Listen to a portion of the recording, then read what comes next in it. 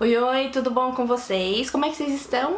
Faz tempo que eu não apareço por aqui, eu sei, tô sabendo, já vou começar me desculpando, me justificando que tava muito difícil, porque a minha justificativa, a minha desculpa é real, eu tava me acabando de tanto tossir, mas me acabando mesmo faz muito tempo, então tava muito difícil gravar, porque quando eu não tava tossindo, eu tava poupando a minha voz, porque tava realmente muito difícil. Mas agora tá praticamente tudo bem, já dá pra voltar, já dá pra conseguir gravar, já dá pra eu correr atrás, colocar o canal em dia, gravar vários vídeos, porque eu tenho lido bastante coisa, eu tenho lido muita coisa boa que vale muito a pena a gente conversar aqui no Tá Valendo. Bom, então hoje eu trouxe pra gente conversar Na Natureza Selvagem, do Jon Krakauer. Esse livro aqui vai contar a história real de um jovem americano de 23 anos chamado Chris McCandless, um cara super boa pinta, inteligente, de uma ótima família, uma família muito rica, com bastante dinheiro, todas as condições do mundo, um cara estudado, querido, amado por todos da família, mas que em 1992 ele foi encontrado morto, já em estágio de decomposição, dentro de um ônibus abandonado no Alasca. Fiquem bem tranquilos, isso que eu falei agora não é um spoiler, é uma informação que já é bem divulgada a partir do momento que a gente pega esse livro. O foco realmente não é a gente descobrir o final, o que vai acontecer no final, mas sim a gente acompanhar a trajetória do Chris. Como é que a gente vai acompanhar essa trajetória? Quem refez todos os passos dele para tentar encontrar alguma justificativa para tudo isso foi o autor do livro, Jon Krakauer. Na época, em 1992, quando o corpo do Chris McCandless foi encontrado, o Jon Krakauer era um repórter, ele ficou responsável por cobrir essa história. Só que ele não ficou satisfeito só com a matéria daquele momento. Ele precisou ir atrás dessa história, se aprofundar realmente, e toda essa pesquisa dele resultou no livro Na Natureza Selvagem. Poucos meses depois que o corpo foi encontrado, ele refez exatamente com as informações que ele tinha, ele refez os passos desse jovem. Esse aqui não é um livro linear, ele não vai seguindo uma cronologia muito marcada, a gente vai tendo informações um pouco daqui, um pouco de lá, um pouco de dados picados, mas que tudo isso vai dando um todo e que nos dá condições de ir construindo essa trajetória da vida do Chris, desde a infância, adolescência até a juventude, até o momento da faculdade, quando ele resolve largar tudo e sair nessa jornada, nessa aventura. E assim, não foi uma coisa louca que surgiu do nada, como eu falei, foi sendo construído, mas teve uma gota d'água, um ponto de partida, alguma coisa que disse pra ele, ó, chegou o momento. Claro que eu não vou falar isso aqui pra vocês, porque é um momento marcante no livro. Mas o que realmente fica muito claro é que, independente de ter esse ponto de partida, esse momento de virada de chave, ele já tinha essa ideia dentro dele de viver essa vida sozinho, de encontrar o seu próprio caminho nessa jornada. O Chris até tinha feito algumas viagens enquanto ele era mais jovem, pegou a mochila, passava o verão num determinado local, ia de carro, ficava sozinho geralmente, mas isso tudo aqui, essa história mesmo, aconteceu quando ele se formou na faculdade. Como eu disse, ele era um jovem de uma família muito rica, com muitas condições.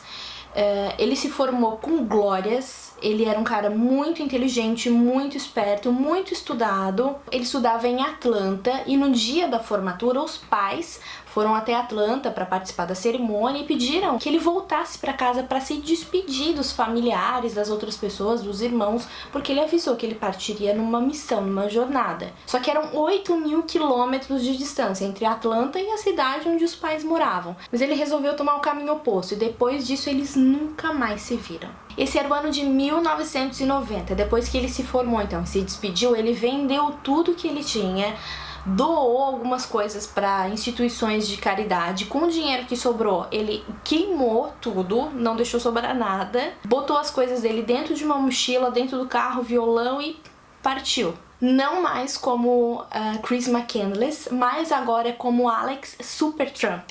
Esse foi o nome que ele deu para si próprio, se rebatizou com esse nome porque ele realmente queria deixar todo o passado lá onde ele ficou e começar uma nova vida, diferente a partir de agora. Então até o nome ele mudou. E pelos 2 anos seguintes, de 1990 até 1992, ele foi vagando pelos Estados Unidos, sempre seguindo essa rota em direção ao Alasca, pegando empregos temporários, conhecendo pessoas aqui e ali. Aconteceu uma situação com ele que ele acabou perdendo o carro, então ele foi indo de carona, fazendo amizades, não necessariamente amizades, mas contatos. Ele fez amizades bem pontuais, mas a maior parte eram contatos que ele ia realmente, pessoas que ele ia realmente conhecendo ao longo dessa jornada. Como eu disse, ele manteve o foco sempre em direção ao Alasca. E o Alasca, dito aqui no livro, que é como se fosse a representação de tudo que o Chris almejava.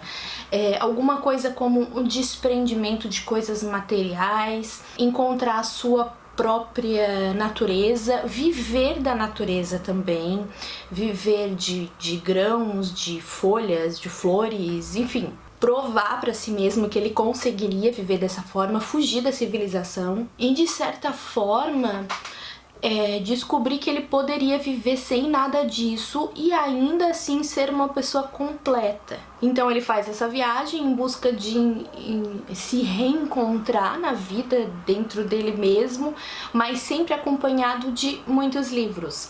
Ele lia muito Jack London, ele lia muito Tolstói.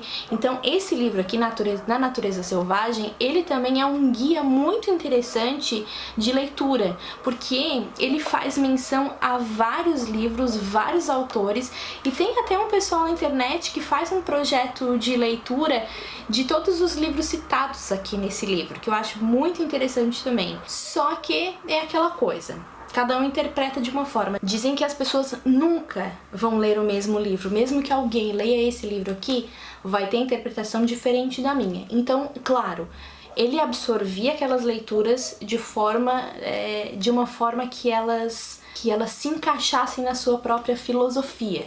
E aí é dessa forma que ele chega em Fairbanks, uma cidade do Alasca, fazendo amizades, contatos, carona, empregos temporários no meio das suas leituras, dos seus diários, das suas anotações que ele deixava nas margens dos livros. Chega por volta de 1992, se embrenha no Alasca, de onde ele nunca mais saiu.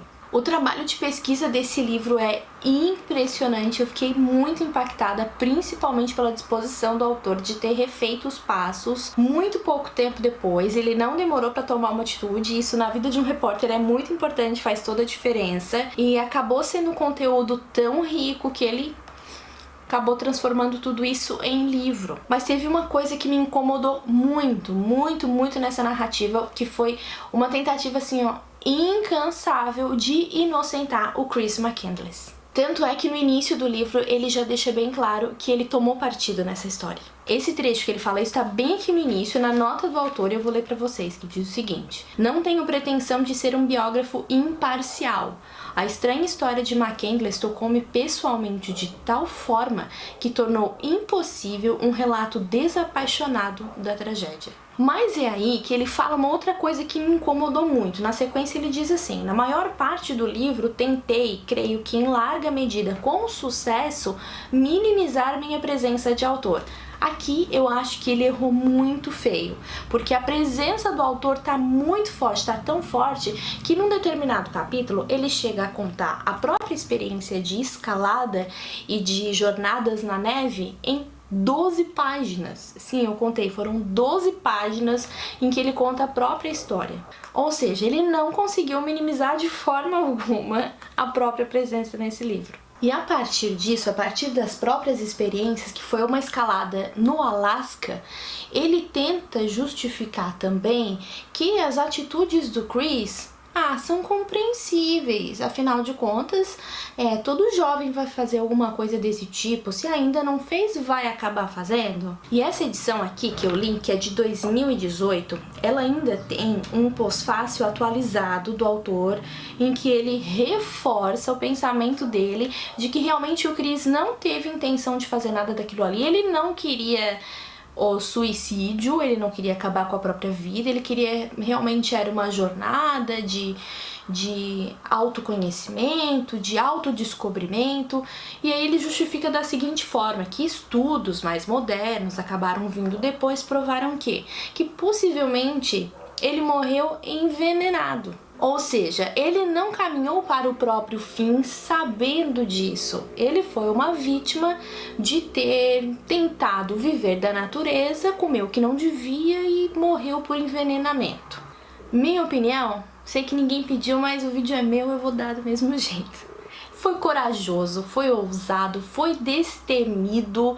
Sabe aquele negócio assim, vamos fazer agora para depois não se arrepender de nunca ter feito? Considerando tudo isso, ele acertou. Mas vale lembrar o quê? Ele não saiu dessa vivo. A minha indignação se justifica pela seguinte situação. Foi muito triste ler depoimentos e entrevistas de amigos, de irmãos, dos pais, se perguntando por quê, se culpando, o que foi que eu fiz? Por que ele fez isso? Por que ele nunca ligou pra gente?